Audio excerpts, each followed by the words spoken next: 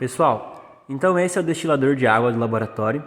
A gente usa ele para fazer a purificação de água, né? Para fazer a produção de água destilada para a gente estar utilizando nas práticas do laboratório. Como que ele funciona? Quando a gente abre essa torneira aqui, a água vai entrar aqui por trás, ó, e vai para dentro dessa coluna. Essa coluna é como se fosse um condensador, tá vendo? Que tem um tubo interno e a parte externa. Então a gente tem uma parte interna e a parte externa do tubo lá dentro, igual nesse condensador aqui, que a gente tem o espiral, que é o tubo interno, e o vidro de parte de fora, que é a parte externa. Então quando a água entra na coluna, ela vai entrar pela parte externa e vai subir por essa coluna até o prato lá em cima. Naquele prato tem uma resistência, igual a resistência de chuveiro, só que maior e mais forte. Quando a água entrar em contato com essa resistência, ela vai evaporar, vai se tornar vapor e vai entrar na parte interna desse tubo aqui. Depois que o vapor entrar na parte interna desse tubo aqui, ele vai ser condensado, porque esse tubo ele é um condensador. Como tem água passando na parte externa resfriando, na hora que o vapor entrar em contato com esse tubo que está sendo resfriada pela água que está passando na parte externa, a água condensa e vem aqui por baixo até o nosso galãozinho de armazenamento de água destilada, tá? Para ligar ele, qual que é o processo? Só um minutinho que eu tenho que chegar perto aqui.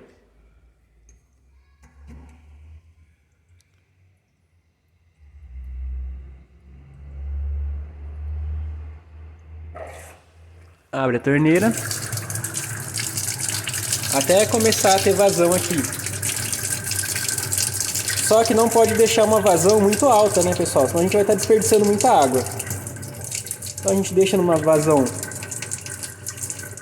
razoável, suficiente para resfriar, mas não gerar desperdício. Depois que a gente ligou a água, a gente pega o controlinho e liga. Vocês vão ver a luzinha acendendo lá. Pronto, o destilador está ligado, tudo bem? Quando você quiser parar de destilar, já destilei a quantidade de água que eu queria. Primeiro você desliga no controlinho, desligou a luz, pronto, agora a resistência está desligada. Depois que você desligou, a resistência já apagou a luz, garantiu que a resistência é desligada, aí você pode vir aqui e fechar a torneira. Se você deixar a resistência ligada sem o fluxo de água, a resistência vai queimar, tudo bem? Então, para ligar, abre a torneira numa vazão razoável, depois liga usando o controlinho. Para desligar, desliga primeiro, depois fecha a vazão. A resistência só pode estar ligada com um fluxo de água, tudo bem? Pessoal, além do destilador, para estar fazendo a purificação de água no laboratório, nós também temos o deionizador. Esse aqui é um deionizador bem simplesinho, tá, da Lucadema. Como é que o deionizador funciona, pessoal?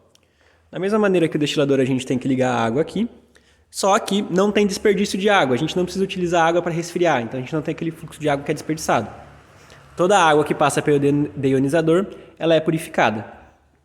Então a gente abre a água aqui e ela entra no deionizador. O deionizador tem uma coluna lá dentro, tá vendo? Também, ó. Então, a água vai passar por dentro daquela coluna e dentro daquela coluna a gente tem uma resina de troca iônica. Você pode ver que tem até escrito aqui, ó, resina saturada. Quando a resina satura, essa luzinha acende. O que a resina de troca iônica faz? A resina de troca iônica, ela vai retirar os íons da água. Então ela vai retirar os íons que estão gerando impurezas na água. Magnésio, cálcio, sódio. Ela retira todos esses íons e puxa para ela, para a própria resina de troca iônica. Tudo bem? Dizendo assim, simplificando as coisas, né? Deixando mais simples.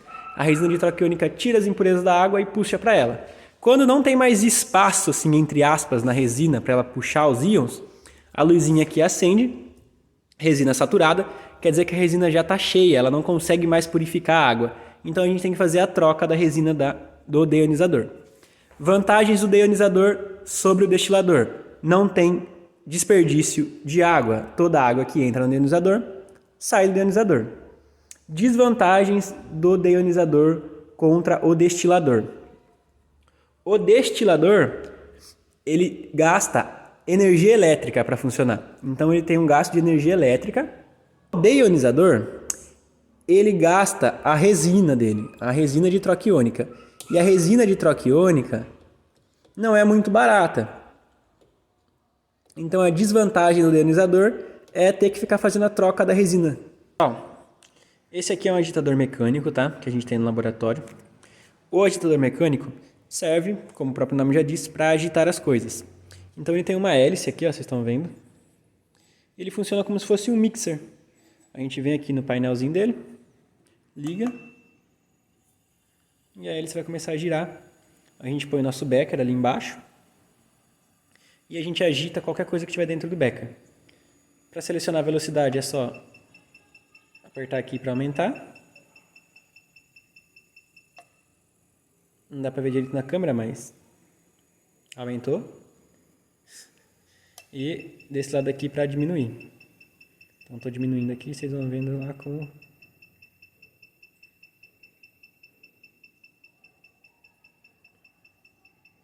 Diminuindo, deixa bem devagarinho para vocês verem. Olha lá. Tá bem devagarinho agora. Tudo bem? Esse é o agitador mecânico. Só tem 3 botões. O botão do meio, que é para parar e iniciar a hélice. Esse botão aumenta a velocidade. Esse botão diminui a velocidade. Mas vai depender do modelinho aí. Pode ter modelinho com potenciômetro para você controlar a velocidade, tá? E depois que você agitou, você tem que lavar a hélice. Então você vem aqui, ó, tá vendo? Tem o de cima e o de baixo. O de baixo, ele é rosqueável. Então a gente rosqueia e depois a gente consegue soltar a hélice. A gente solta a hélice e lava ela. Deixa ela limpinha. Depois vem e coloca de volta aqui. Já está utilizando. Tudo bem? Agitador mecânico, bem simplesinho. É bem um mixer mesmo, tá, pessoal? Pessoal, essa aí é uma das estufas de esterilização e secagem que a gente tem no laboratório. Então, como o próprio nome já diz, a gente utiliza a mufla tanto para fazer esterilização, a temperaturas não tão elevadas assim, e secagem de vidrarias, tudo bem? De vidrarias.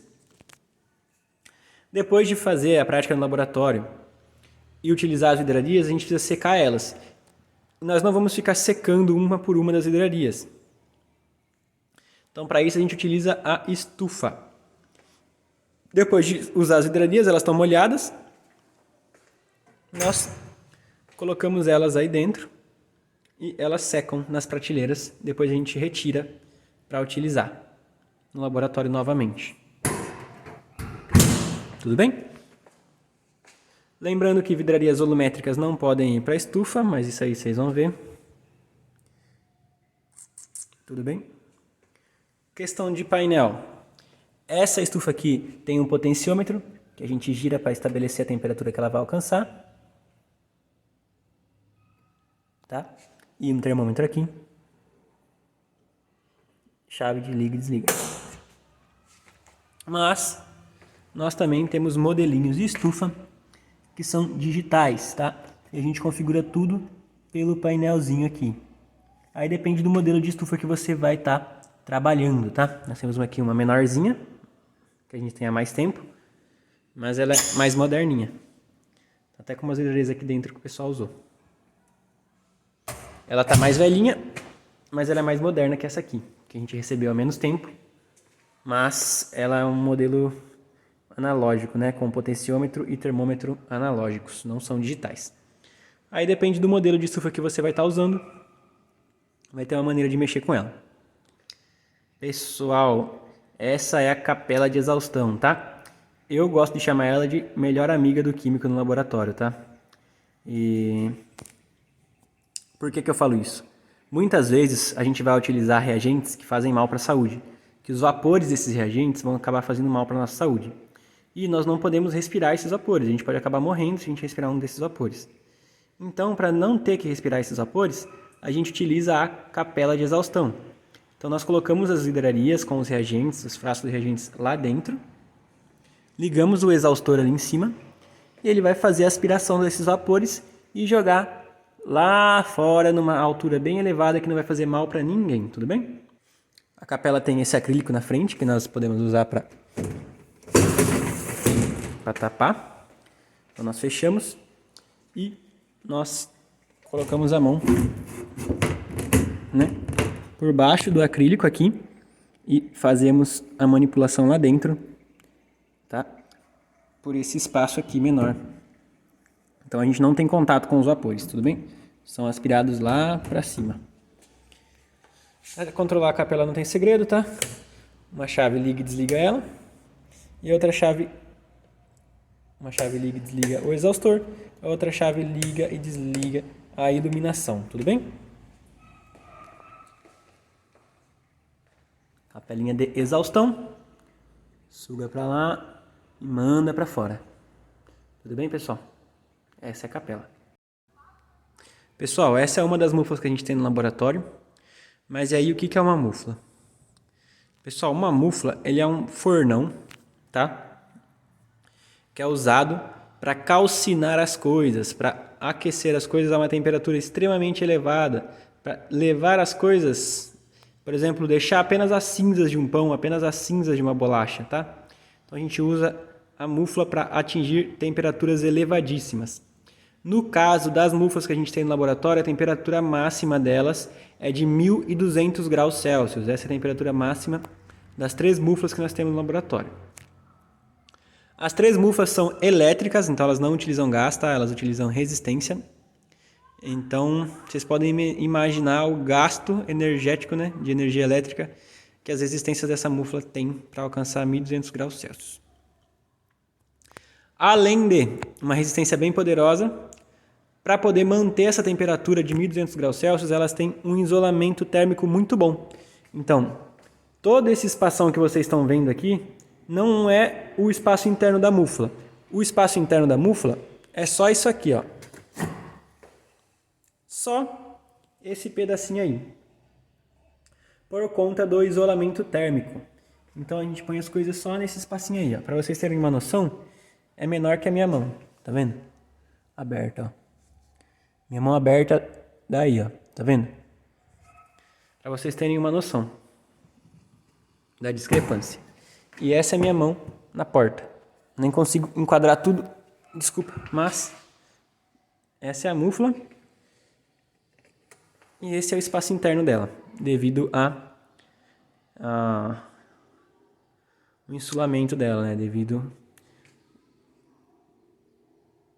o isolamento térmico. Pessoal, para colocar e tirar as coisas da mufla, a gente não pode pôr com a mão e nem colocar com a mão, né? Vai estar muito quente. Então nós usamos essa pinçona comprida aqui. A gente chama de tenaz, tá? Essa pinçona comprida aqui. A gente vem e usa ela para tirar e colocar as coisas na mufla. Além disso, as hidrarias não aguentam essa temperatura, pessoal, de 1.200 graus Celsius. Então, toda vez que a gente for colocar alguma coisa aqui, nós temos que usar porcelana, especificamente cadinhos, tá? Isso é um cadinho de porcelana. Isso é um cadinho de porcelana. Tá vendo que a tenaz, ela tem uma curvinha aqui, ó? Essa curvinha aqui, ela é feita para pegar o cadinho, ó. Então a gente vem aqui com a tenaz, coloca aqui por baixo do cadinho, ó, e fecha. Você levanta e ela já agarra o cadinho. Você pode levar ele com a tenaz e colocar dentro da mufla. Tudo bem? Então a mufla é um forno que a gente utiliza para atingir temperaturas elevadíssimas. Para tirar e colocar coisas lá de dentro, nós utilizamos a tenaz, não pode ser com a mão, senão a gente vai se queimar. E as hidrarias do laboratório não suportam essa temperatura, então nós usamos porcelana, especificamente o cadinho de porcelana. A gente também pode utilizar cadinho de inox, mas o mais comum é utilizar porcelana, tá? Além daquela método que eu mostrei, você pode pegar o cadinho com a ponta da tenaz também, assim. Aí vai a seu critério, tudo bem? Essa é a mufla, pessoal. Questão de utilização da mufla. Nós temos aqui um displayzinho. Depois que a gente liga, a gente faz a configuração de temperatura que a gente quer que ela alcance e ela vai sozinha até a temperatura, tá? Deixa eu sair daqui para vocês verem a mufla de novo. Essa aí é a mufla, pessoal. Pessoal, essa aí é uma centrífuga. Então nós temos esse modelinho no laboratório, tá? Da Fanen e aquele modelinho ali. E esse modelinho também mais antigo, tá? Da Nova. Então nós temos essa centrífuga e essa centrífuga. Pessoal, a centrífuga serve para a gente fazer separação, por exemplo, de precipitados com o seu sobrenadante. Às vezes a gente precipita alguma coisa e fica uns grãozinhos flutuando na solução e a gente não consegue separar direito. Então nós colocamos aqui dentro, ligamos a centrífuga, ela vai girar e com a força centrípeta dela vai empurrar o que for mais pesado para o fundo e deixar o que é mais leve para cima. E a gente consegue fazer a separação. Tá? Ela é utilizada, por exemplo, para separar o plasma do sangue. Tá? A centrífuga que a gente usa para separar o plasma do sangue é desse tipo aqui. Centrífuga de bancada, tudo bem?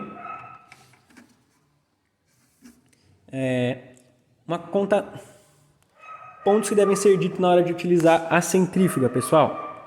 Quando vocês forem utilizar a centrífuga, tem que utilizar sempre de 2 tubos de ensaio por vez. Você não pode colocar um tubo de ensaio só.